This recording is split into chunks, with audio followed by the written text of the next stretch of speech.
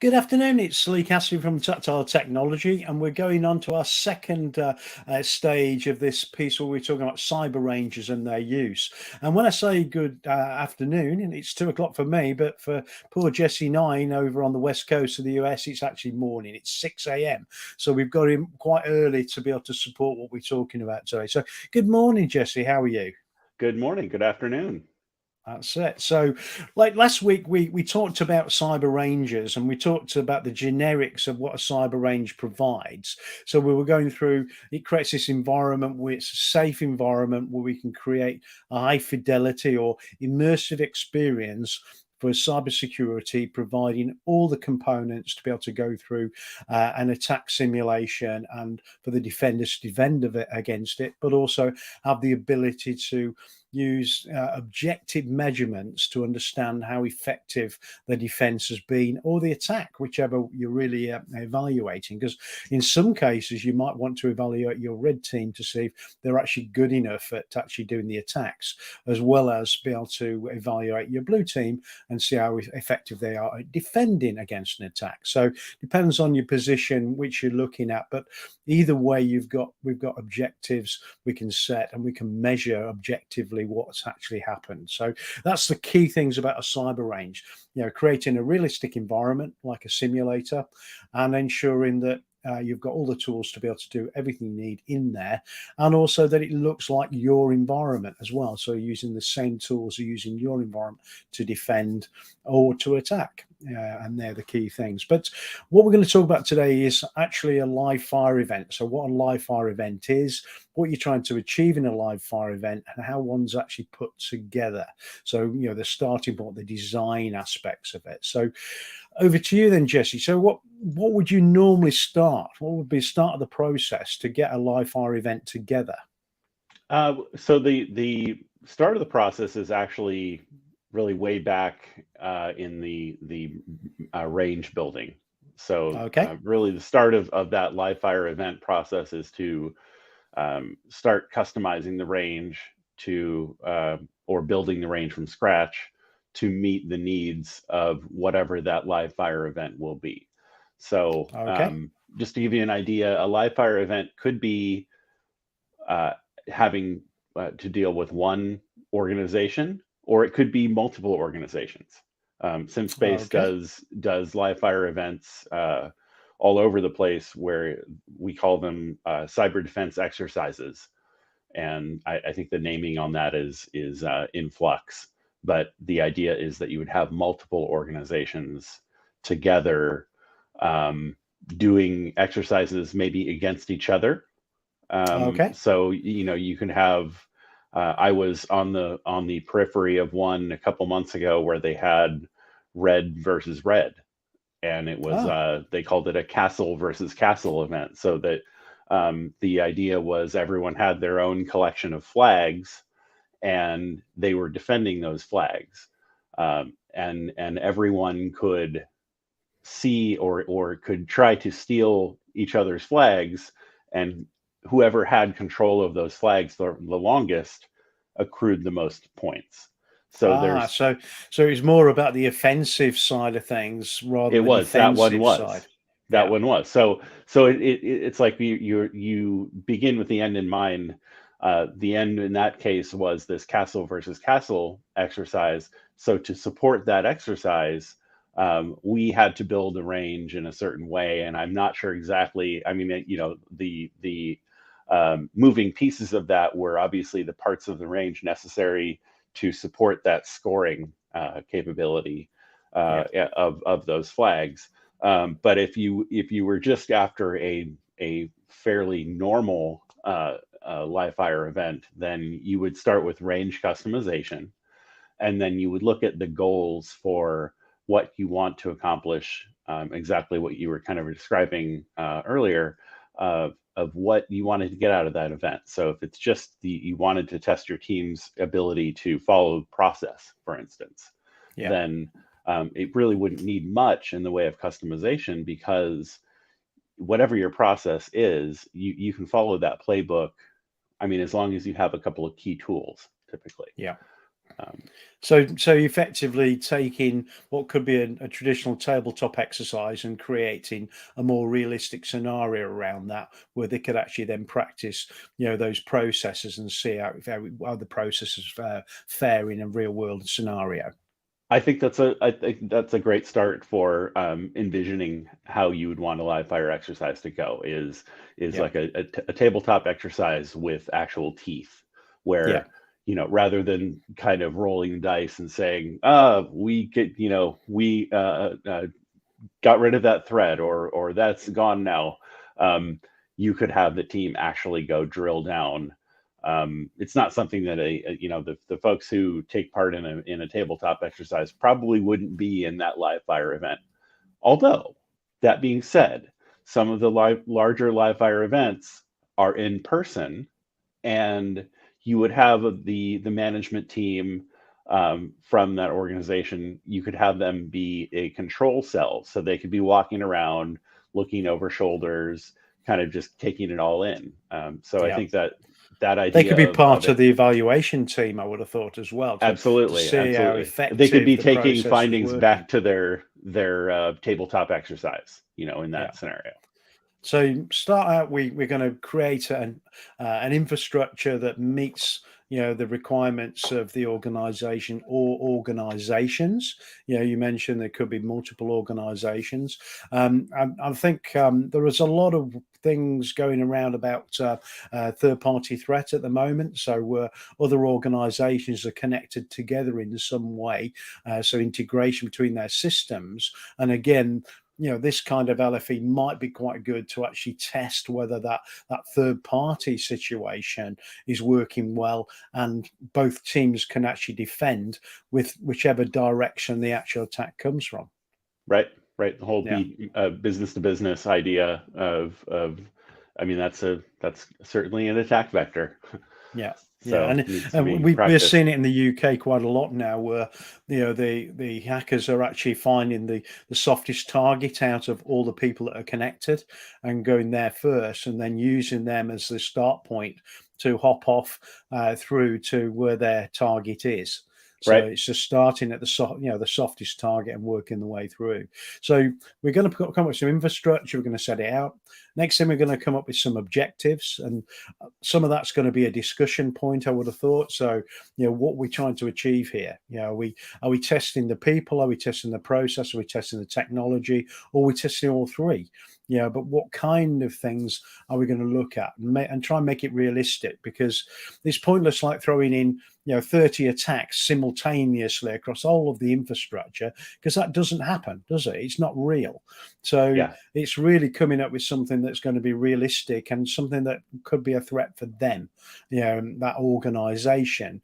So consider the right approach to take in designing that the objectives and what you're trying to defend against, or attack against, if it was yeah. the other way around, in a red on red or red on blue type activity where you're testing the red side. So we've come up with those objectives.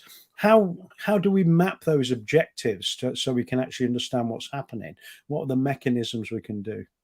So there are some things built into the platform where we keep metrics on things that have happened in the range and in the event. So we have those.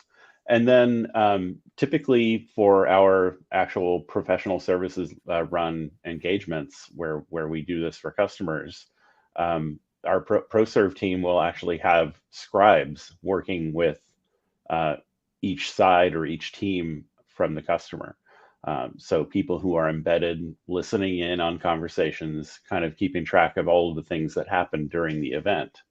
Yeah, So that's how, there are some automatic methods to mapping an objective and keeping track of how that tracks, so that you can use that in the assessment phase. But there's a considerable amount of manual work that goes into to an event for now. We're yeah, working on more and more ways of making all that automated. But But there's going to be quite a bit of manual activity because people talk, don't they? In the team they'll be communicating.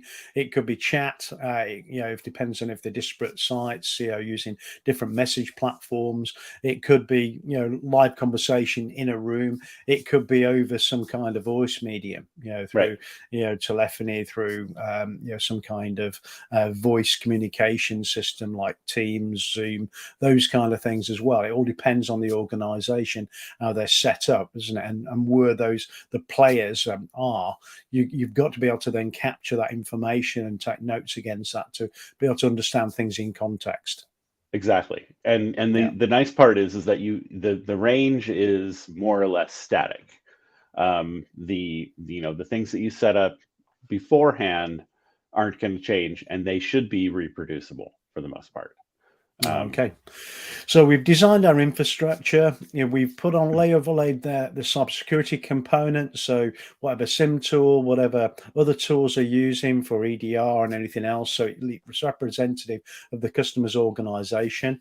We've set out some objectives and we've met those objectives on the platform. So setting particular tiers for different types of infrastructure and aligning those objectives with it. We've also then looked at how we can capture information that wouldn't be within the system, so that Right. chat or communications verbally between those teams, so we can capture that information. So next stage, I would assume we're going to make sure that both the blue and red team are happy with what we've put together, that the Right. tools work and things like that. So we've got a recce with the blue team, so we're going to go through with them to make sure that they've got everything they need. The tools look like they should be. They're configured in the right way, so they've got their way to defend. And we're going to do the same with the red team to make sure they've got everything they need to be able to carry out the objective they've been set, with the tools that they've been given as well. Exactly. Make sure all of the rust and cobwebs, as I like to call it, are cleared out. Make sure on the blue side, your events are coming in. You've made sure to make sure the tools are seeing the things that they should see, and then on the red side, make sure that the attacks work that you plan on running. Make sure that the attack surfaces are there. Make sure that there's no artifacts left over from making sure your attacks work, because that's a red flag. Yeah. Is if the blue team comes in and they start searching around and they're like, oh, okay, I see footsteps of an attacker here and deep into the infrastructure, and that'd be a giveaway. So Yeah, you just want to definitely. make sure the stage is set for a good event, and that's what the Okay. recce tiers are And for. something we would last week we got to quite late on, only briefly covered. User emulation is quite important in this as well, because if we've got a network that's got no sound on it at all, it's completely quiet. It's going to be really easy for the attackers, to be seen. Because as soon Yeah, as they start doing some activity, you'll see it straight away. It's going to be, like a pin dropping in silence. You're going to hear it straight away. yeah, So the user emulation is really important because, one, it creates that noise, that background noise, but it's realistic background noise. So it's end user machines that are actually doing email traffic, working with web applications and things, doing the kind of things they would normally do that generates real network traffic. But yeah. also, they're going to be part of the attack scenario, I would assume then. So They if could we're be. going to do something like a phishing attack where we're sending in an email that we're going to get a link clicked on and data entered, we're going to use one of those user emulations to do that, I would Yep. assume. Yep, we Yeah. certainly can. They can be scripted to do a lot of general things, so you can feed them your own list of links to click on, for instance. Or they can do specific things like be instrumented in an attack sequence. We can even feed it a sort of script where we tell it to look for a certain area on the screen that looks like this, find this text, and then find a field, enter something into that field. So if there's a custom application or something that they need to log into and use in order to be part of some apparatus in a live fire event, we can make that happen. So there's Oh, okay. the normal user emulation, the kind of the default is just a persona who uses the system from a certain, for a certain time period, and you can make multiples of those. Okay, so we've created the background noise. We've got that real user emulation on there. We've got the ability to use that user emulation to be part of the attack. So sending an email or getting them to actually do a go to a particular website or something and get a drive-by type activity. So we've got that in place, ready to go. So we're ready to run the event. So how would the event start? What were the kind of things we'd need to do, to kick off the actual event for real? So what you'd really want to have before the event kicks off is you want to have some scenario laid out that you give the participants, and involved in that scenario, and actually backing up a couple of steps here to the beginning. When you're planning the event, you want to take into consideration how long the event's going to be. Yeah. Kind of the shortest period of time for one of these events is a couple hours. The longest I've seen is over a period of a couple days. So Okay. depending upon how long the event is, you would dictate the scenario that you would need to have, and the size of that scenario. And so how many attacks you're going to run over the course of that scenario, if there's shift changes. So to kick off the event, you would give the personnel involved. You would lay out the scenario, and you may start with an inject, and an inject would be something like, your manager of accounting came to you, and they had just got a help desk ticket, and they see something suspicious happening on user X's computer. Yeah. And Okay. you would have injects like that throughout the event. Yeah. So it's set the scene and then have a timetable of events that are going to go, scenarios, like the real world aspects of the scenario, as well as the background attack scenario that's running Exactly. in the background. So the kind of things that you'd see, the kind of things that people would experience, to make it as realistic as possible. Exactly. Okay, and I think it's quite important when you said about multi-day events, about shift change, because that's also another area of process that might, be challenged. So if you've got multiple SOC teams and you're doing, follow the sun with 3 SOC teams in 3 different time zones, it's that ability to move around and keep operating, but passing over all the right information so that the actual process of defense, that threat hunting, continues accurately and effectively as it goes round as well.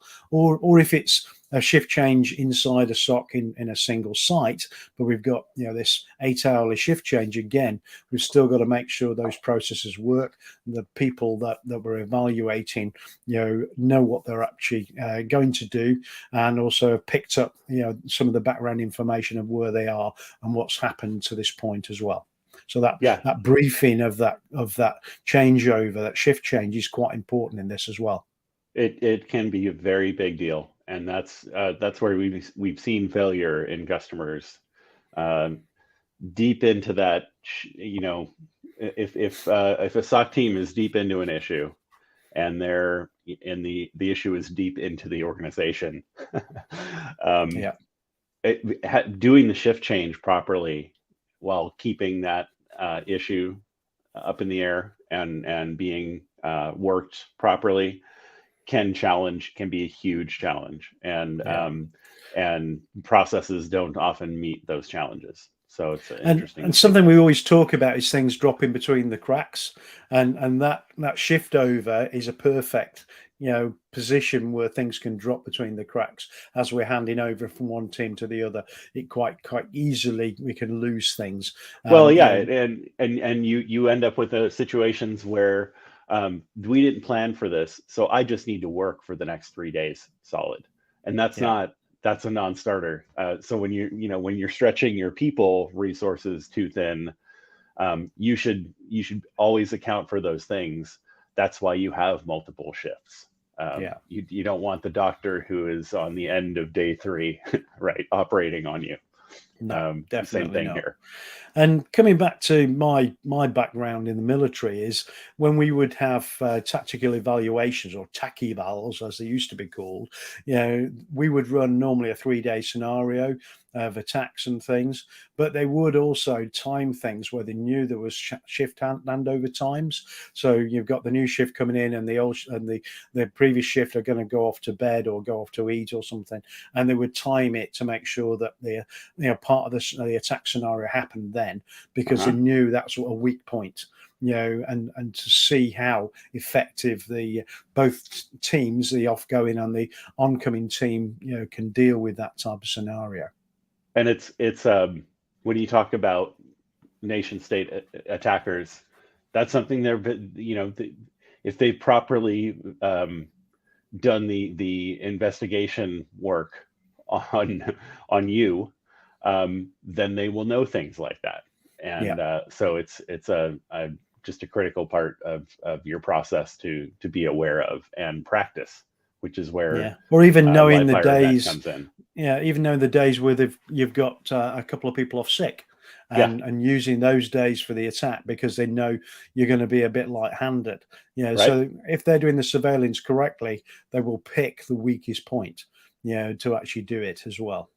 Yes, Yeah. yes. So it's good to be able to practice those failure modes, because I mean that's what we're Okay. talking about is the failure mode of what happens during a shift change, what happens when there's less people than you plan for. So Okay.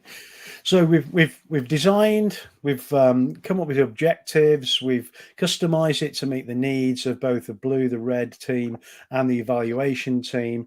We've looked at all the scenarios, but both the ingest data that we're going to have through that piece, and we've designed how long this event's going to be, and made sure that the teams are briefed on that as well. Because again, it would be useful to make sure that the blue team knows how long the event's going to run for, because they don't really want to be surprised when they're hitting 12-hour point and it's still running, and they yes. think, what do we do now? So that would be a critical part of it. So we've fully briefed everybody. We're going to kick off. So what's the next stage, or is there anything else we need to think about before we start the actual event for real? Not that I can think of right now. Okay, so Yeah, we're going to the event. Everybody's using their tools. They're following the scenario. If they're the attackers, the evaluators are listening to what's happening within the defense team, both electronically and potentially visually and auditory as well. So capturing as much information and documenting that, so we've got good evidence later to talk through what happened and the scenarios and how effective they were in that. So we're running along through this scenario, and we come to the end after, say, 4 hours, 8 hours, maybe 16 hours, depending on the duration of the event. So what happens at that point when we get to the end of the actual event? actually, right before we get to the end, um, I thought of something. If something comes up where maybe the blue team is just over there scratching their heads and they're not finding Yeah. anything, then what you could have happen is the people that are watching the event could be the control cell, could be the purple team, um, depending upon what you call them. Yeah, I'm going to They say can, not everybody's got those, so it might be right. good to explain what a purple team is, or a white cell. So do you want to give people a picture of what that is, just in case they're not familiar with that term? Yeah, so in this case, the red team is their own team. They're working for themselves. They're going to report their findings up to the greater organization when all of this is done. Same thing for the blue team. The purple team would be the both teams working together. So it would be people from the red team and people from the blue team talking to each other and trying to help both sides with their response and with their attack. So Okay. if the purple team sees that the blue team is really not picking up on what the red team is laying down, then you could throw a tip in, you could throw an Yeah, ingest so a bit in. of a hint to help Exactly. them to keep the momentum. Yeah, because Going. you don't want Yeah, people, if it's a no matter how long the event is, if you're stuck in the starting blocks, then nobody's going to get anything out of it. So move it along a little bit, get the hint out there. So then, to answer but your that hint question, might also take away points from them because sure, they've had to sure, have the that's hint. fine, So that's that will fine. be But taken into account in the evaluation. But it yes, means that the exercise can continue rather than exactly. stagnating because they've got no clue as Yeah, to what to do. And sometimes you get into that situation, don't you? You can't see absolutely. the wood from the trees, and it just really gets to a point where you just cannot see what's happening and you can't Yeah, go anywhere. and So maybe that could come into the planning for next time. You yeah. you can plan through something like that. And maybe make sure there are more seasoned participants on that side or something like that. Or maybe it's a problem in the objectives laid down. Um, Yeah, that's it. but you Yeah, get through that, and then at the end of the event, you would call it, and so pencils down. We're not scoring anything past this point, um, and after some amount of time, you would crunch the numbers and have the control cell or event managers create a report basically showing what they wanted to, the findings from what they wanted to evaluate. yeah. So So there'd be some kind of like post-report debrief to say this is exactly, where we are. These are the major events and things. And at the end, so everybody got a good picture of what's happened through the activity. And then we'd be looking at more in-depth reporting that's put together based on all of the information on the system, what's been captured by the scribes and everywhere, and then that would be brought back and detailed with the organization. right. And a very easy example of that would be the kind of the built-in reporting that we have, which is if an automated attack was successful, then your team failed Yeah. for that attack. If it was unsuccessful, then thumbs up, They you failed. win. Yeah, But the so that's a attackers very failed. black and white. Yeah, That's probably not what actually happened in real life, but that's just a yeah, very basic example of thumbs up, thumbs down. And you should put more work into it than that, than the automatic scoring. So yeah, more work would look like, well, this is the first time you saw anything related to that attack. And so your time to detection is this for that yeah, attack. So looking at things like that, looking at all of the metrics that you track during the event, and making sense of them in a report, and so that's where a lot of the work comes in this, and our professional services team delivers a complete slide deck with all of these findings. So okay.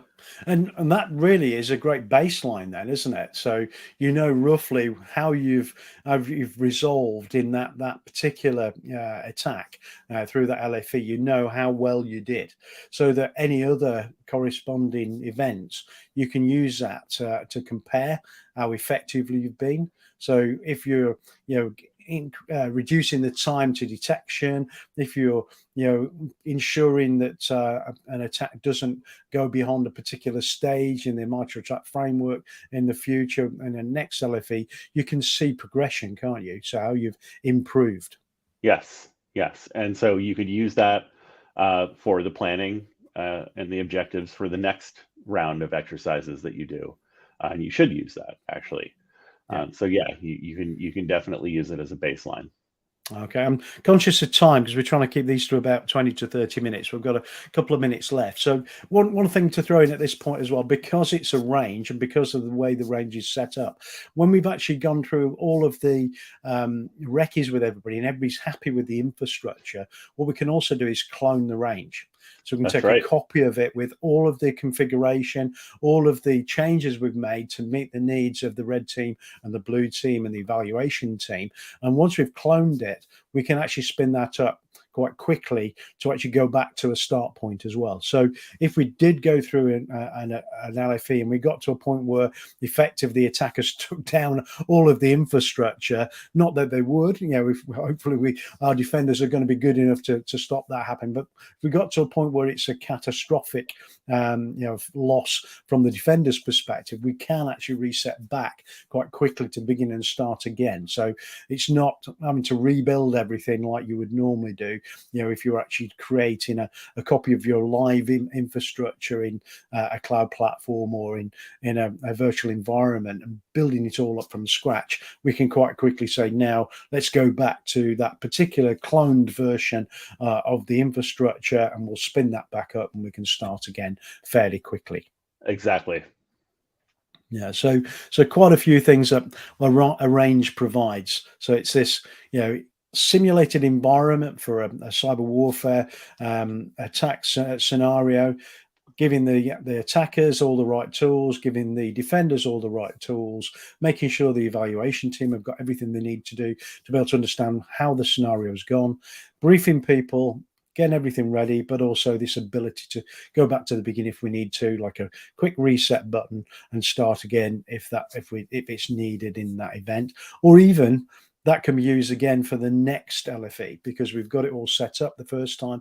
We can repeat that live fire exercise in the future using that cloned network because we've got it all ready to go for the future. Yeah, if you think about it as a sound stage or a production stage with all of the set pieces, that's an analogy for kind of our system for having the events. You have you have the range, you have the attacks, you have the user emulation, all pre-configured. Yep.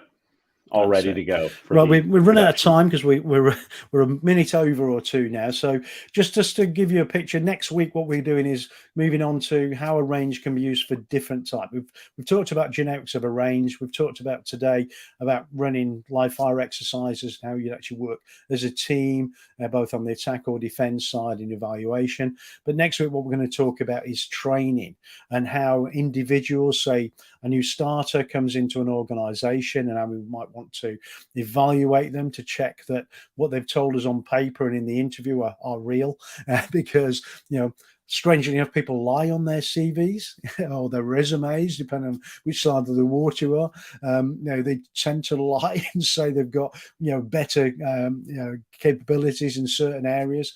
Wouldn't it be good to know that what they're telling you is the truth and they're actually quite good, and to fit them into the SOC team?